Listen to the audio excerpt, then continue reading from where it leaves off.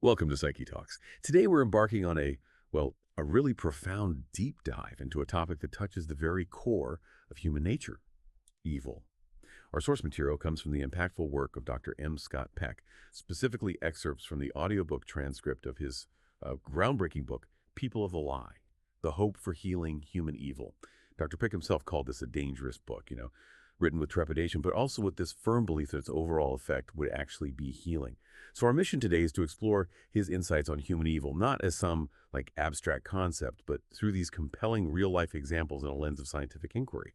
It's a journey into understanding, always remembering Dr. Peck's own careful approach to hate the sin but love the sinner. And what's truly fascinating here, I think, is how this deep dive challenges us to look beyond the simple, conventional definitions of evil. It invites us to consider it not just as a philosophical concept or something maybe reserved for history books, but as a subject that really needs to be studied scientifically. To truly understand not just what it is, but why it manifests, how it impacts individuals and groups, and crucially, what we can actually do about it. Okay, so let's unpack this with the very first case Dr. Peck introduces in the book. It's a salesman named George. Now, George initially came across as, pretty carefree, but he was battling a really debilitating obsessive-compulsive neurosis. He experienced these incredibly intrusive thoughts of death like, you are going to die at 55 after dropping 55 cents into a cathedral contribution box. Right. Or, you will be murdered by a man named Upton when he just saw a town sign. Right. And his compulsion was to frantically return to the scene of these thoughts, sometimes driving hundreds of miles in the middle of the night, just to prove them false by not dying. If we look at George's initial presentation, despite his obvious distress, it really did seem like a classic psychiatric disorder. He sort of radiated this almost forced confidence, claiming his life was fine, even dismissing things like a bitchy wife, alienated children, and an abysmal sex life as just par for the course. Wow. But what became painfully clear through his therapy was how deeply rooted his symptoms were in just unacknowledged pain. He was finally able to recall a truly traumatic childhood, a schizophrenic father who once, horribly, killed his sister's kitten, and a fanatically religious, intrusive mother who'd keep him awake until dawn, forcing him to pray for a minister he actually hated.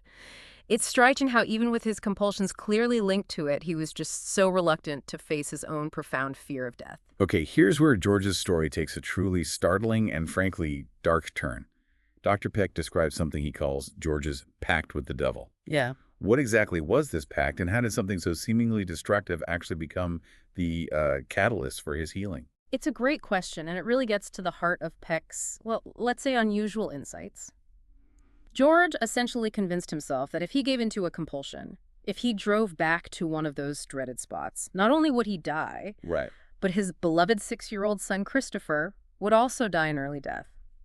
Peck viewed this as a manifestation of George's magical thinking, this belief that his thoughts, this pact, could literally cause these catastrophic events. Okay. But it was also, paradoxically, a powerful, albeit pretty dark, incentive not to give in to the compulsion. Right, to protect his son. Exactly. And here's the crucial part. Dr. Peck didn't just analyze this. He confronted George on what he called George's guilties. Peck told him he should feel guilty, that he had done something bad, something evil. That's direct. Very. He challenged George, calling him a kind of coward who kept selling out and seeking the easy way out to avoid pain.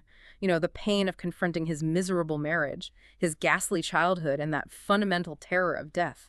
Peck told him point blank, you'll do anything to find the easy way out, even if it means selling your soul and sacrificing your son. Wow. That's intense therapy. It is. But George's genuine willingness to face his guilties and this incredibly painful truth, rather than just denying it, that was the precise turning point. That marked the true beginning of his healing. That's a profound start. It really shows how evil can manifest in these deeply personal, often unconscious ways.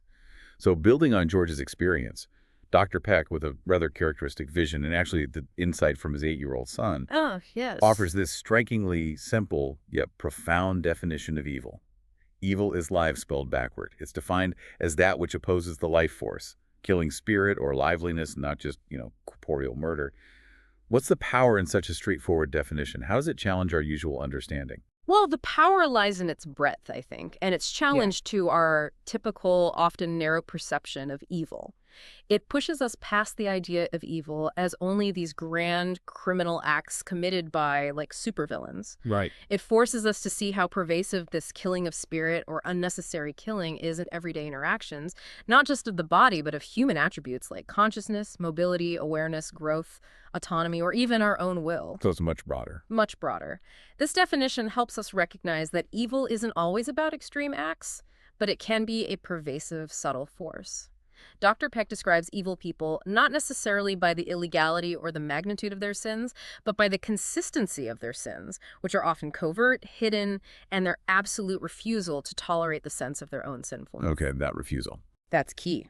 They are characterized by what he termed malignant narcissism, an unsubmitted will, where guilt basically has to disappear and their will must win no matter the cost. They are the people of the lie, constantly engaged in self-deception, often without even being consciously aware of it, to maintain this appearance of moral purity and avoid that painful feeling of self-reproach. So if these people of the lie aren't necessarily obvious criminals, who are they? I mean, Dr. Peck gives us some truly chilling, almost mundane examples that bring this concept right home. Take Bobby's parents, for instance. This is a tough one. Yeah. After their 16-year-old son, Stuart, committed suicide with a .22 rifle, they gave Bobby, who was deeply depressed himself, Unbelievable. Stuart's very own suicide weapon for Christmas. Just wow. They flat out denied culpability. They rationalized their actions with statements like, "We're working people and money doesn't grow on trees," completely failing to acknowledge Bobby's suffering or seek any help for him. Dr. Peck said he was absolutely repelled by their complete lack of guilt, their absolute refusal to assume blame for these deeply harmful actions. It's just such a stark example of that refusal to tolerate sinfulness, isn't it? Then we have the intensely dysfunctional dynamic between Hartley and Sarah. Hartley was this middle-aged, monumentally passive and suicidal man. Peck called him a worm of a man, completely enthralled to his dominating narcissistic wife, Sarah, who just reveled in his dependence. A toxic dynamic. Oh, completely. Theirs was a symbiotic relationship, a mutually parasitic and destructive coupling where each one fed the other's sickness. She would call him a weakling and claim he was incapable of producing children, and he would just passively agree with her. Neither would acknowledge their own contribution to this toxic dance. And what about Angela? Her story is different, but equally disturbing.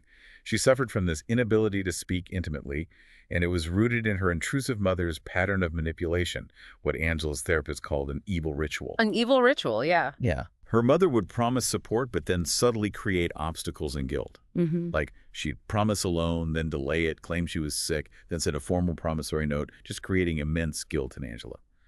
Her mother's blindness, Peck says, stemmed from her total narcissism.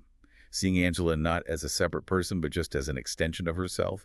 She even dyed Angela's hair blonde against her will. Just controlling. Each of these stories really lays bare the insidious nature of this type of evil, the killing of the spirit.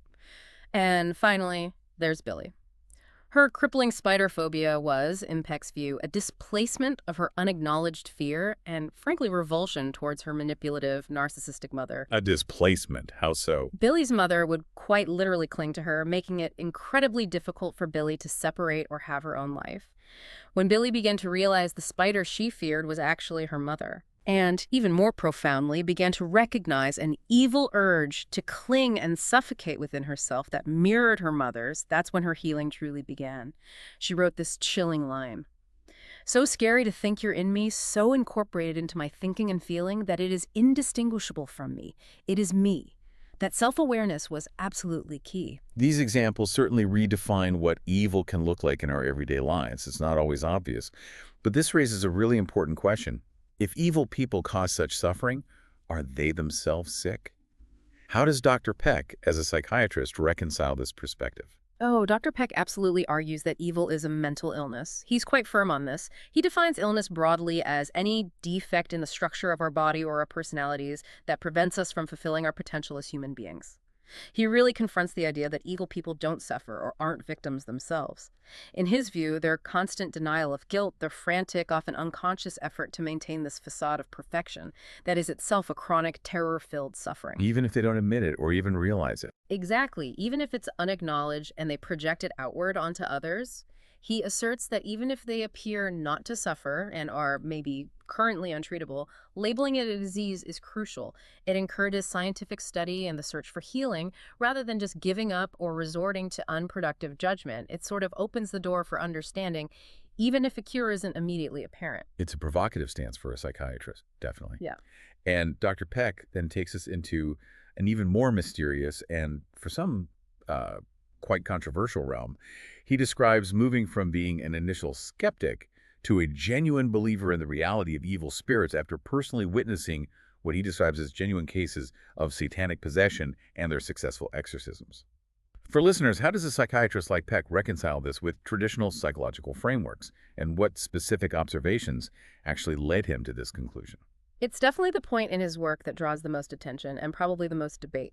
Peck himself saw exorcism as a type of psychotherapeutic process that combats lies, which is similar to therapy in a way, but with a crucial difference. Which is, Unlike traditional therapy, which he felt makes little use of power, exorcism involves a massive assault and explicitly calls upon the power of God. What's fascinating is his distinction. He notes that the possessed individuals he encountered were not evil people themselves. In fact, he often found them to be unusually good, even potentially saintly. really? Yes, struggling valiantly against this demonic influence, sometimes for years, displaying immense courage. And he found a diagnostic challenge in telling possession, apart from multiple personality disorder, Ray? How did he draw that line? He did. He found that in possession, the secondary personality, which the patient was often aware of, unlike an MPD, was blatantly evil, just overtly malevolent. Whereas in multiple personality disorder, secondary personalities, while they can be problematic, are never, in his experience, frankly evil in that same way. Okay. And he describes these truly disturbing manifestations of the demonic during exorcisms, a satanic expression, this incredibly contemptuous grin of utter hostile malevolence that he said he couldn't even imitate. Or even a patient resembling a writhing snake of great strength with hooded reptilian eyes and this extraordinary sense of a 50-million-year-old heaviness. Team members, he recounts, were absolutely convinced they were in the presence of something absolutely alien and inhuman. So if we connect this to the bigger picture, Dr. Peck suggests that, about 95% of what he observed could be explained by traditional psychiatry. Right, the vast majority. But he believed a critical 5%, things like these inhuman expressions or the sometimes unexplainable rapidity of healing after an exorcism, pointed to the supernatural or maybe subnatural presence of Satan. How does he define this Satan?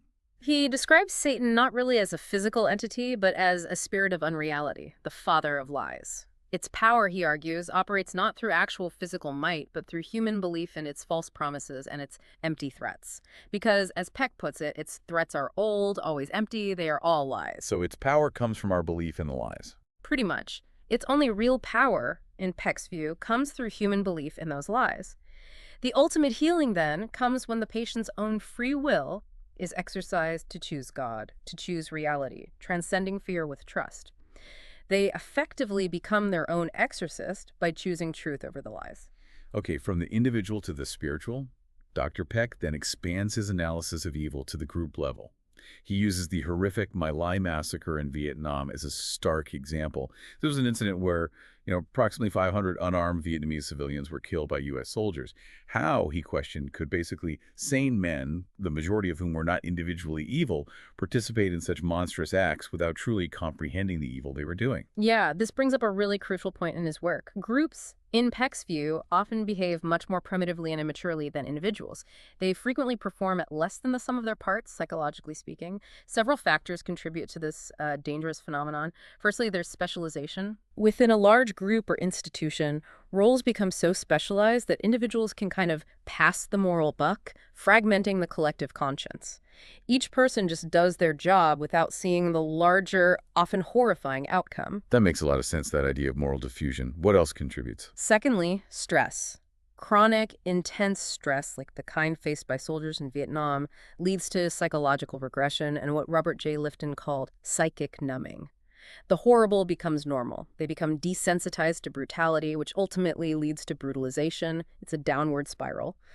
Thirdly, there's dependency on leaders. Groups naturally foster dependency, making individuals less likely to exercise independent judgment. As Peck puts it, it's simply easier to follow than a leader, even when that leader might be misguided or even wrong. Fourthly, and this is a big one, group narcissism. What starts as healthy esprit de corps or group pride can become malignant. How so? It can lead to enemy creation and hatred of outgroups just to bolster internal cohesion, especially in times of failure or stress. Melee occurred significantly as Task Force Barker was failing to engage the actual enemy and suffering casualties.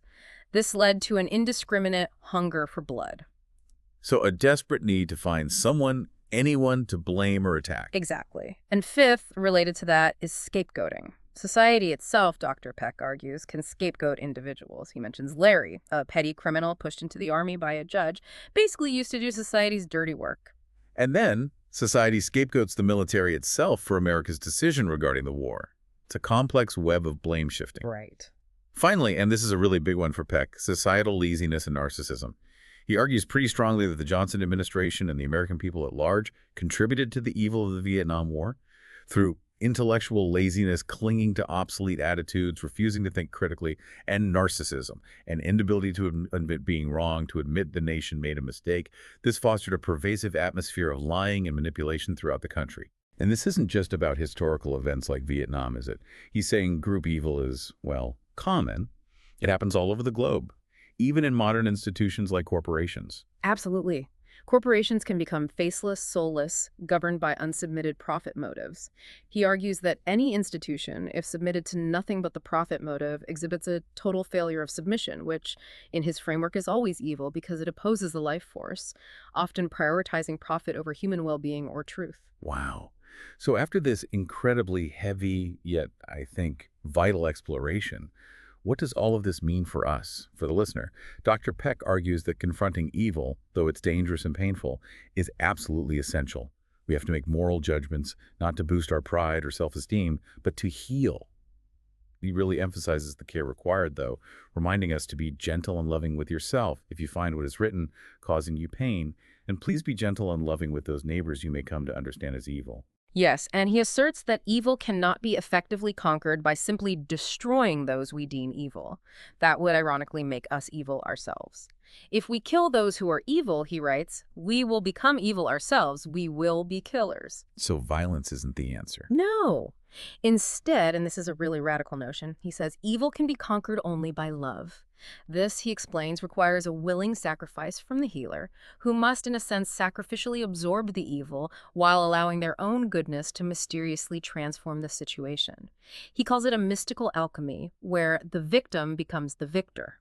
He notes that good people can deliberately allow themselves to be pierced by the evil of others, to be broken thereby and yet somehow not broken, to even be killed in some sense yet still survive and not succumb. It's about facing that darkness, taking it in, acknowledging it, and letting your own truth transform it without becoming that darkness yourself. So what does this personal purification or sacrificially absorbing evil actually look like in practice for our listeners? I mean, how do we begin this difficult, ongoing process of confronting the parts of ourselves that cling to the lie? Well, I think it's an active, probably daily choice. It really starts with radical self-honesty, that willingness to acknowledge our own guilties, our own intellectual laziness, our own bits of narcissism. Stuff Peck talks about in everyone. Exactly. It means looking at where we might be taking the easy way out rather than confronting difficult truths, even small ones, in our own lives. It's about cultivating that submitted will that Dr. Peck speaks of, submitting not necessarily to a person or an institution, but submitting to truth, to reality, to the process of growth and self-examination, even and especially when it's painful. This process of continually making moral judgments necessary to support life, as he puts it, isn't about self-flagellation or beating yourself up. It's really about growth and healing for ourselves and ultimately for those around us. The battle, as Peck suggests, always begins at home, right here within us. Dr. M. Scott Peck's deep dive in People of the Lie. It truly challenges us to look beyond simplistic notions of good and evil, to understand the profound psychological, spiritual, and social dimensions of this, well, pervasive human experience. It forces us to ask some really tough questions about ourselves, our relationships, and our societies, and the often unacknowledged responsibility we each bear in all of this.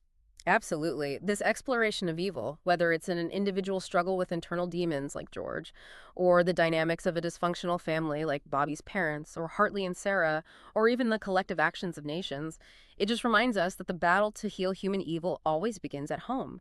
It begins in that difficult, often painful, but ultimately liberating work of self-purification and really examining our own tendencies towards laziness and narcissism. We really hope this deep dive has offered you some new insights and maybe a powerful framework for understanding one of humanity's most complex and enduring challenges, perhaps prompting you to consider where the easy way out might be showing up in your own life and how you might choose that more difficult, but ultimately more life-affirming path toward truth and healing. Thank you for your support and for listening.